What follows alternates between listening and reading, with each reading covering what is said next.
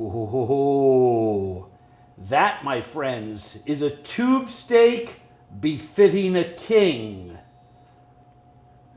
Oh, holy night, the stars are brightly shine. Oh, hello, everyone.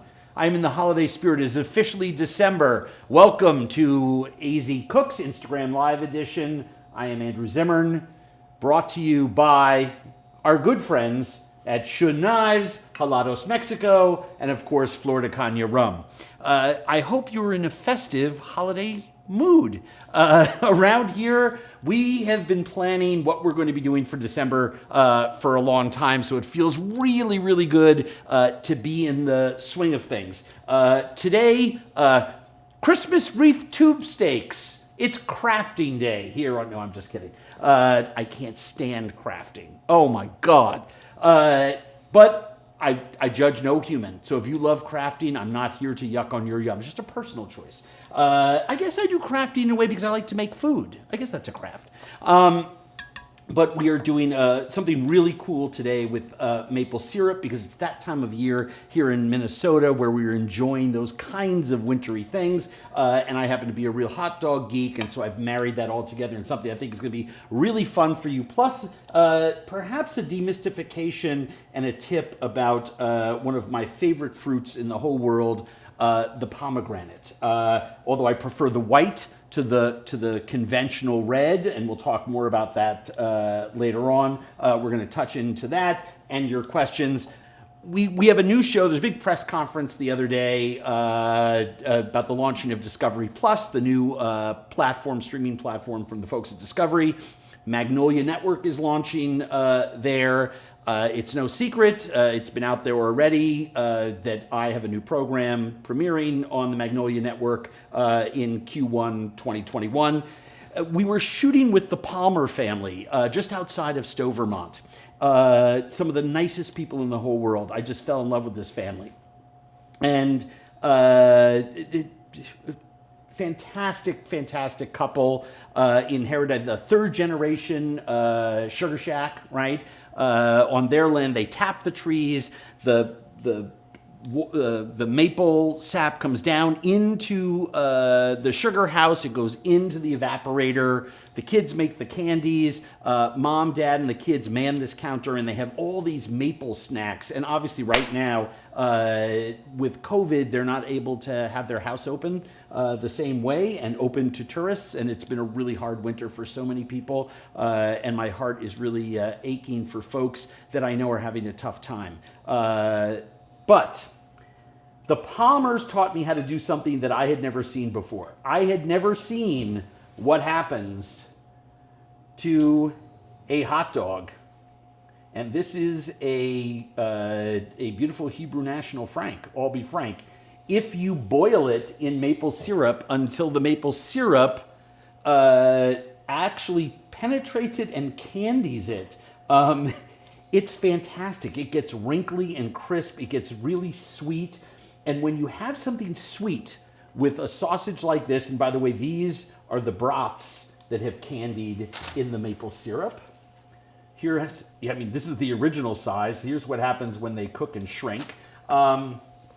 And yes, I save the syrup and put it in the freezer, and then I'll break it out again to simmer more things or use it to make maple candy or use it to baste hams or whatever, because it's come in contact with those wonderful goodies. But it is really a very, very simple thing. So I want to build one of those hot dogs for you because I like a lot of tart and sour things with a sweet sausage, and it's absolutely perfect. Some of you may know that I've been obsessed with hot dogs and other tube steaks for a long time. Have launched a brand that's a concessionaire in stadiums called Andrew Zimmern's Canteen. And we make a really crazy, delicious, fantastic hot dog with our partner, Pat LaFrida, out of New York. We teamed up on a recipe. It's 100% Chianina beef. And it's just a delicious, no artificial anything, a delicious bespoke hot dog. But when I was doing another show with some friends of mine, their grandmother made what to my mind was the most delicious sort of kraut condiment. And it was a quick sauerkraut that was made with super thinly sliced cabbage, salt, and lemon juice. And you don't need much because the salt and the lemon juice, those acids, go to work almost immediately on breaking down this thinly sliced cabbage. And all I do is, oh God, I don't know, every 45 seconds or a minute, for about 10 minutes, I give it a nice stir. Andrew. Yes. How long do you boil the sausages in the maple syrup? About 25 minutes on a low simmer actually candies it and usually gets the syrup up to the soft crack stage. We're going to get to that in a second. It's really easy if you use a candy thermometer, but you can also just use your eyes, and we'll put that up. I'm going to open up some of my syrup. Put some syrup in there. We'll start boiling that syrup, but let me drop 2 dogs in there and I'll show you. The hot dogs themselves will actually tell you when they're done, because when you see them start to crinkle like this, that's the way a natural skin hot dog will react. If you're using like a hot dog that does not have a natural skin or a skinless frank, it'll actually crack, which is really fun. And then the syrup penetrates even more. You're gonna absolutely love it. Super, super simple. If you don't have a candy thermometer, right, don't worry, because you're going to see the hot dog itself actually change its texture. So. Is it pure maple syrup or diluted? No, this is 100% pure maple syrup. We chose a kind of a inexpensive, this is a supermarket brand. Whole Foods 365. You do need to use an all-natural one. Don't use something that's corn syrup with maple syrup or corn syrup with maple flavoring. You have to use a real maple syrup. This is a rather inexpensive one. The next thing that I do with my hot dog is I want to put some mustard down because I love a nice brown mustard on my hot dog. This is Goulden's, one of my favorite brands. And we're gonna wait, well, you can see already, this is almost lost about a third of its volume. This is really beautifully thinly shaved. And you can start to see how shiny it's getting. That means that the cabbage is giving up its liquid, right? It is coming to, oh, yeah, that's perfect. So you have this tart, lemony, salty, sort of quick kraut. I encourage you to try this with anything. It's so good. Serve this with some grilled pork and you'll be a very, very happy human. We have a recipe on our website for our homemade pickled jalapenos. We love our pickled jalapenos. So easy to make from scratch. Put that in a little boat. Now, when we were developing our spice line for Badia, one of the first blends that we created was the Mediterranean Magic. And the reason why it was our first was because we already had the recipe. In all our concessions, wherever we're serving, oh, let me bring that down a little bit. Wherever we're serving our AZ Canteen dogs, we have our mint shake that goes on our canteen dogs. So we had this spice mixture that was mint and chilies and a few other secret ingredients that we loved sprinkling on hot dogs. And that essentially became Mediterranean Magic, which has red bell pepper and orange peel and freeze-dried shallots and orange oil. But the number one ingredient in this container is dried mint. Really, really bespoke, beautiful dried mint.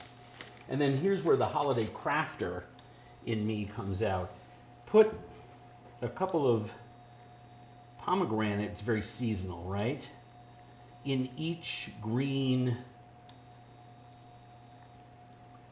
slice of jalapeno, man overboard, and you have that wonderful look and feel of a Christmas wreath, which I think is kind of cool. You can start celebrating the Christmas holiday, if that's a holiday that you celebrate.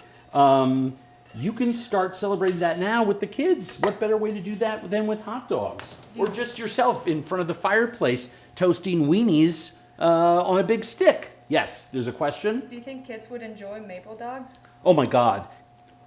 I believe at the Palmer Sugar Shack, it's one of their best sellers. Kids go nuts. What kid doesn't love maple syrup? Of course they're going to love maple dogs.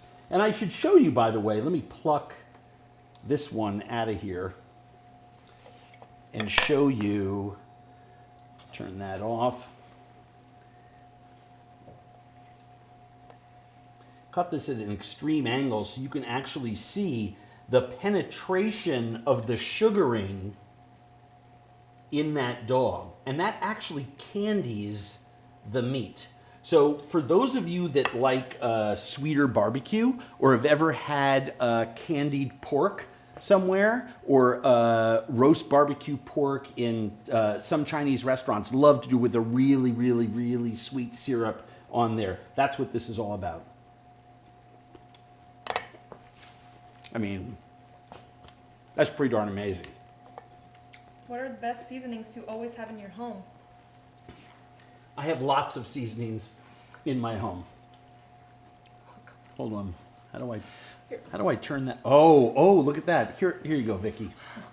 Vicky, try that. Is this big in Spain? No. Maple syrup hot? No? They don't do maple syrup hot dogs in Spain? Mm-mm. What do you think? Pretty good, right? 10 out of 10. Yeah, 10 out of 10. All right, gotta try there you it. go. There you go. Mm-hmm. That's worthwhile. One of the things, once your syrup is simmering like this, you want to make sure to just take it down so it's a slow simmer. So I'm just going to turn it down one notch. That kind of, I don't know, that's a medium simmer.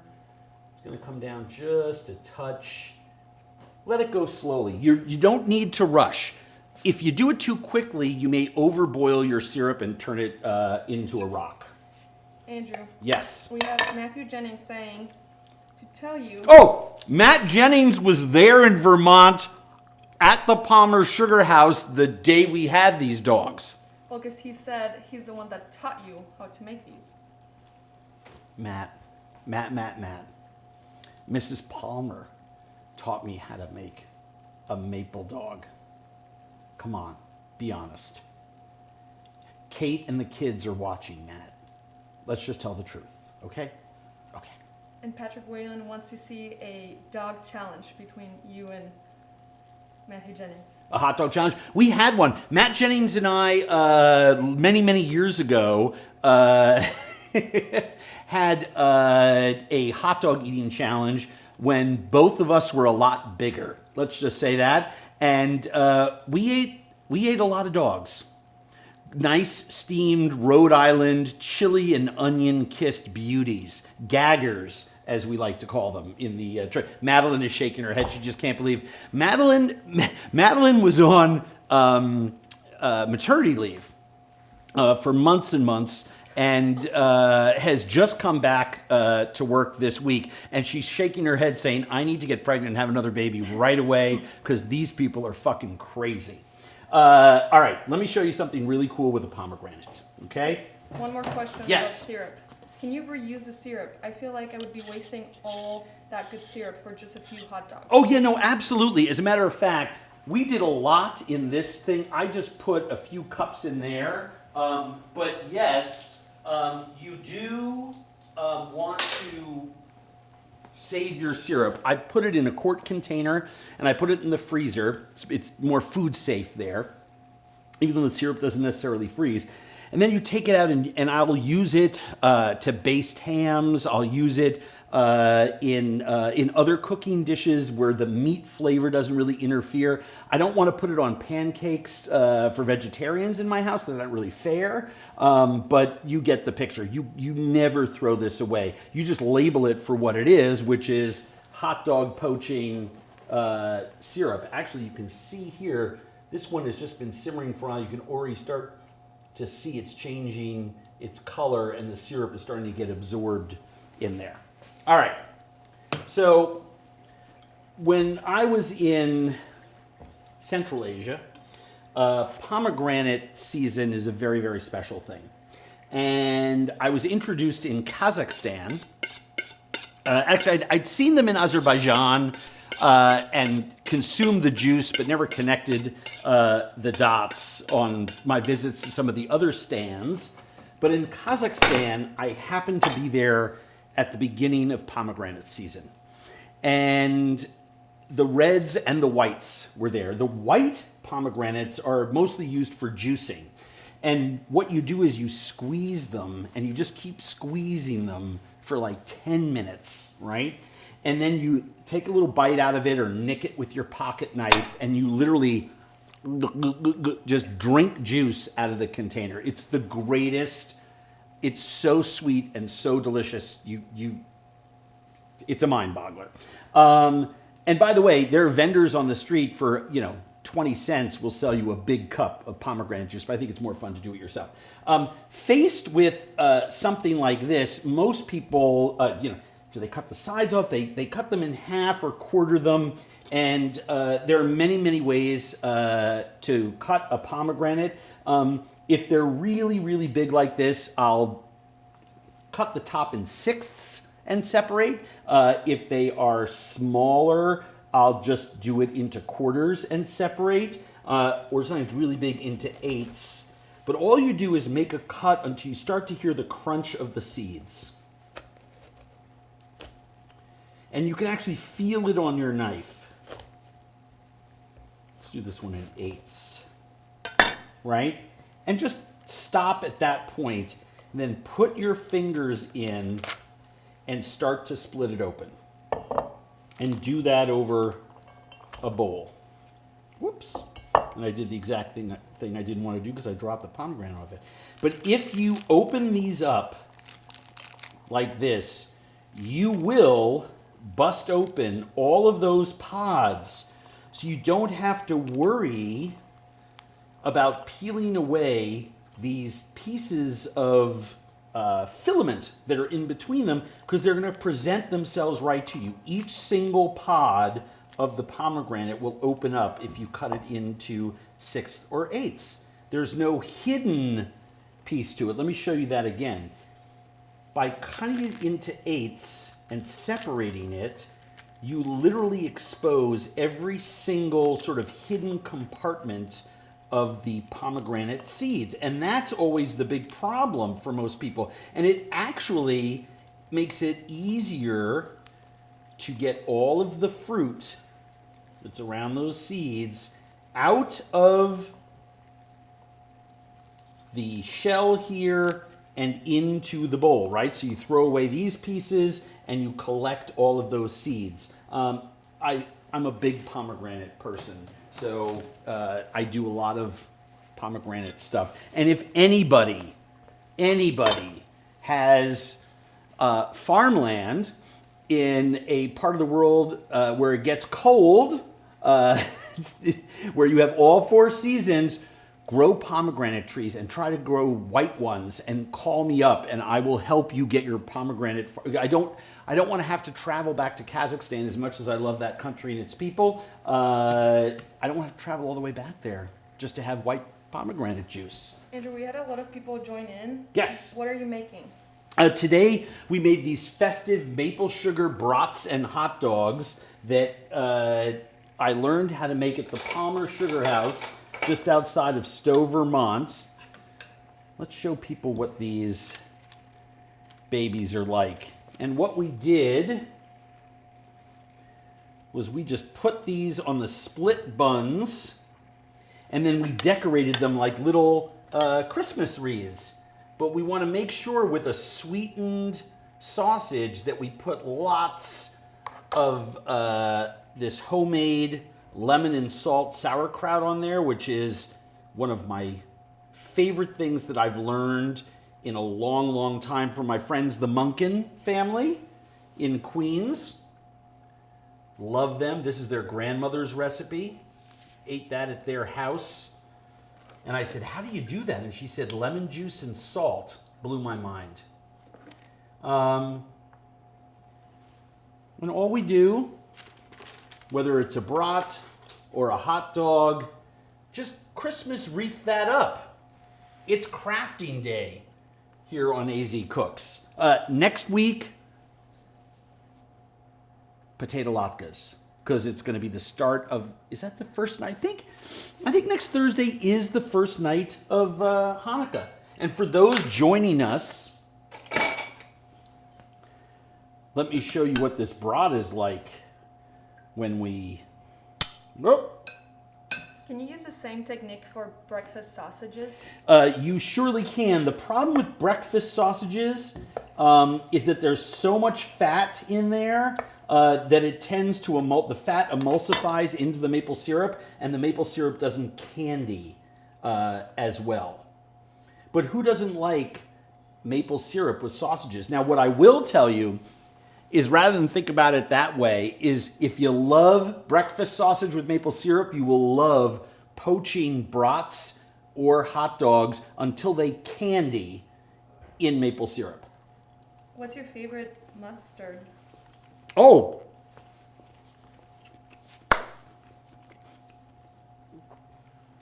Great question. I don't know, I have about 8 or 9 different mustards at home. My go-to mustard is Gulden's brown mustard. I mean, I'm a New York kid, right? I love Stadium mustard, the Cleveland classic. I love those classic brown deli mustards. Then you get into all the Dijon, then all the Chinese mustards. There is a Russian mustard called mother-in-law mustard, and they add horseradish oil to it. It's extremely hot in that kind of wasabi, blow your nose out way, and I'm addicted to it. And if you look it up online, you can get it through Amazon or any of the Russian markets out near Brighton Beach. We'll mail it to you. It is, if you like strong mustard, the Russian mother-in-law mustard is out of control good. Have you ever spatchcocked a whole cow over Burning Man-sized fire? Yes. Do you want to talk about it? I just like saying yes to a question that everyone is sitting there going, well, no, he hasn't done that. Actually, I've done it a lot. So when you go down to South America and they have these big barbecue cookouts on the ranches down there, especially in Argentina, they will essentially butterfly open an entire cow and cook it for 16, 18 hours. And the men who are tending the fire have these wonderful little knives, and you're expected to show up with your wonderful little knife, and you just walk up and you just pull meat off and eat it. The same thing when I was with the Maasai warriors and their families in Tanzania. We're up on the far side of the Ngorongoro crater, and they do something called meat camp, where they will slaughter several of each of their animals from small up to big and then grill them, and everyone gorges on meat and drinks this kind of mildly psychedelic tea that gets you really hungry, and you throw spears and you do other rites of manhood kind of stuff, and it's all in honor of one of the young men from the village as they transition from boy to man. And I was lucky enough to be there for that. That was crazy fun. And then because we showed a lot of that stuff on TV, a lot of weekend barbecue enthusiasts and a lot of festival fans started saying, well, I've seen that on Andrew's show. I've seen Francis Mallman do it. I've seen it here. I've seen it there. We've done pigs. Why not do calves and cows? And so, yes, frequently. And it is unbelievable. I will say this. I did one down in the mountains of Bolivia. And it was the family was so kind, and it was a fairly scrawny cow, but they cooked it with the hide on it, and that was a whole different experience, because the hide has a bunch of fats in between the outer layer of, well, the muscles and the first layer of fat. that gets next to the hide where it gives you sort of the aroma and flavor of the hide of the animal in the meat, which was not so much my thing. I mean, it was good. I was very hungry. It was cold. We were like 18 million feet above sea level, and everyone's drinking, coca leaf tea, and I'm just trying to not throw up. So I thought, well, maybe I should eat and try to settle myself. So I liked it. But yeah, my recommendation is hide off, meat on grill. You got a question in Spanish. Do you want me to translate it for you? Read it to me in Spanish, Vicky. I love it when you speak your native tongue. Okay, I'm gonna do this slowly, just so you can understand. Hola. Sí, that means hello. ¿Podría hacer recetas en español? Saludos desde Chile. Yes, often, and thank you very much. I appreciate it. Can you translate that, Vicky? Can you make... It was the recipes Minnesota in accent Spanish? that you put on it. Usually my Spanish, I pick it up a lot easier. Can you make some recipes in Spanish? Oh, Hi from Chile. Yes, Chile. what a great idea. We'll do that in January. We're usually working about 4 or 5 weeks ahead on what we're going to be doing here. Actually, we're typically even further ahead than that, but like I said, this was Madeline's first week back from maternity leave, and she walked in, and not only did she say, why am I back here, but she said, what the blank has been going on while I've been gone, and immediately scrapped all the recipes and said, pushed them back in my face and said, redo these, and so there we are. So we're redoing them, so we have space in January is my point, and I love the food in Chile. So where in Chile is our questioner from? Osorno. Ah, wonderful. Okay. And what a beautiful country. I miss Chile a lot. Has anyone ever told you look like Santa? I do now. Yes. I get a lot of that. And I'm not going to make a Santa joke, and I'm just not going to go there. Even I won't go there. What are your thoughts on mayo on turkey instead of butter? Oh, for the skin, for glazing it? Absolutely. I put mayonnaise. I mean, look, buttermilk is sort of the new thing to brine your chicken in, and then maybe just pat it dry and let the buttermilk glaze on the top. Keeps your chicken moist and keeps the skin crispy. Butter obviously does that. But the big secret is mayo. Just like putting it on grilled cheese on those outer pieces of bread. I love putting mayonnaise on my birds and roasting them. And I'll tell you how I discovered it. I would take mayonnaise and yogurt, half and half, lemon juice and herbs, and marinate my bird for 2 days in that, and then put them on the rotisserie attachment on my grill, and the skin was like brittle glass. It is so delicious. So yes, by all means. And you have to remember, mayonnaise has got a ton of oil in it, so that's why it performs that way. What is one food that just blew you away when you first tried it?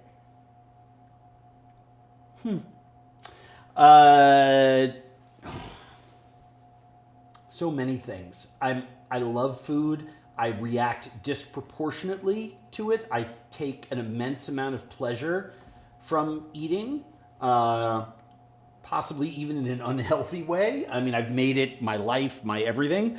But a couple things stand out. Hunting my own kudu in southern Africa and roasting that over an open fire, some of the best meat of my life. The same with really good donkey. Everyone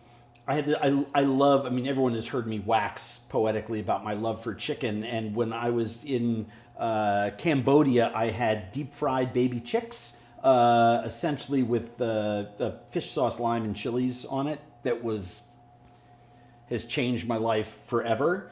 The first time I ate angulas in Spain with my father, tiny little elvers, little baby eels that swim up from the Sargasso Sea, one of the world's great delicacies, and something that, quite frankly, you really shouldn't eat anymore because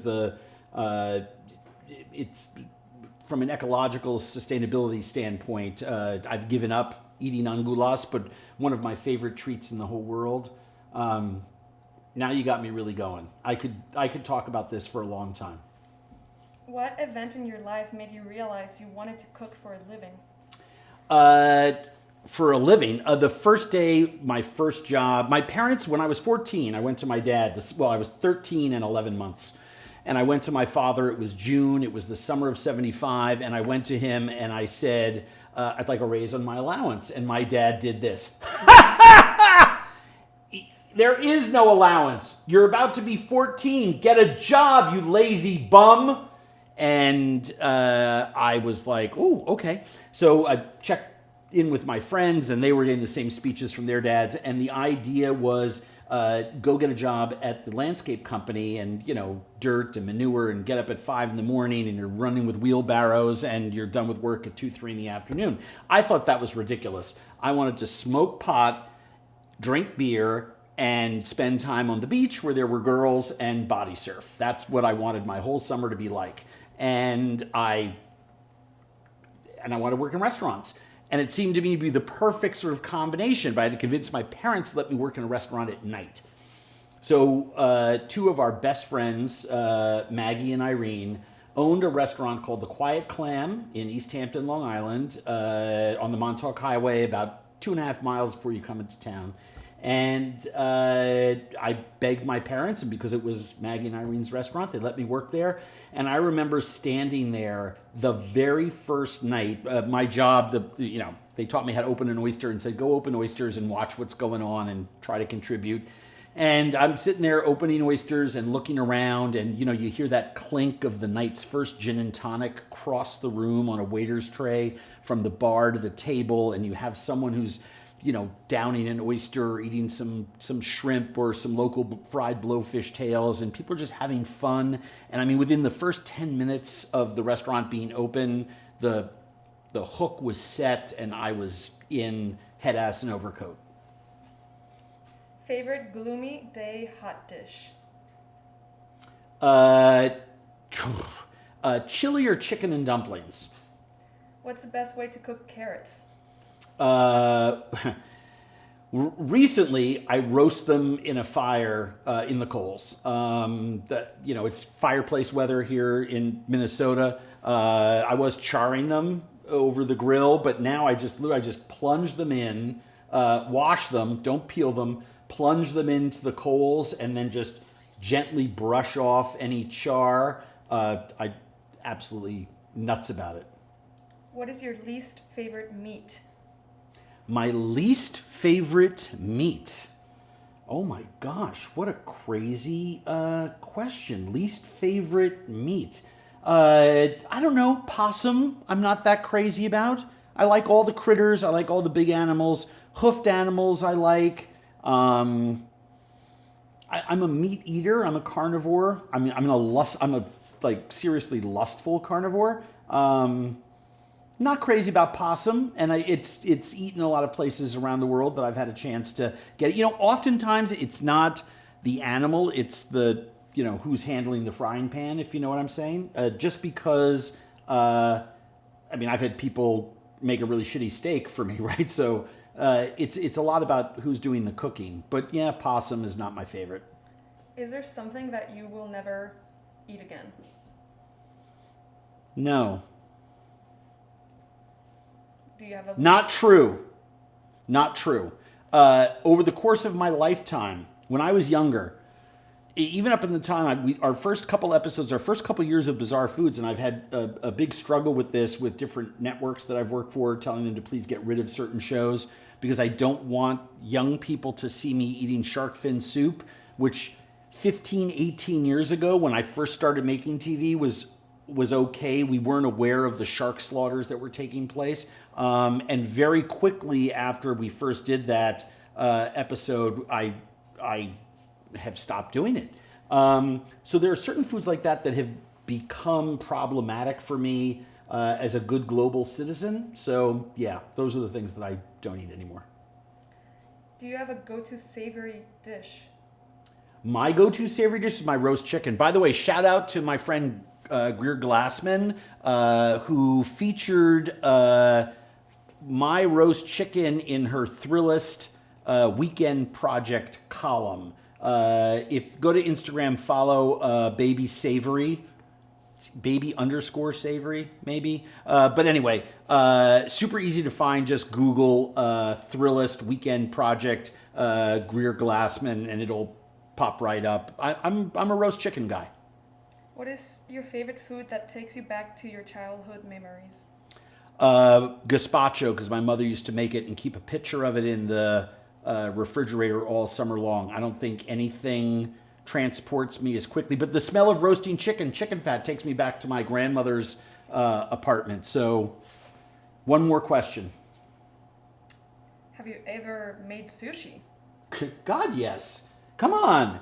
Do you know how much fun it is to take foods that you only think you can eat in a restaurant and learn how to do them at home? That's part of what our effort is here, to increase your level of culinary literacy so you'll start to do more hobbyist cooking, right?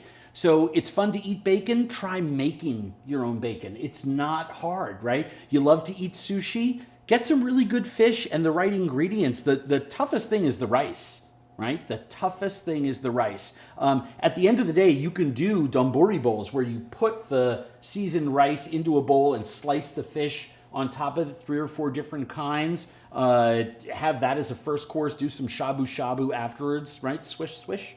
Fantastic. Get into, I tell people all the time, every week you should be cooking at least 1 or 2 things that you've never cooked before. And the things that you should start with are the things that you love to eat the most. Think about that. Anyway, thank you, Helados Mexico. Thank you, Shun. Thank you to Flor de Caña, our fantastic sponsors. We are thrilled that we are going to be coming to you all December long with some fantastic stuff. I'm really excited about this month.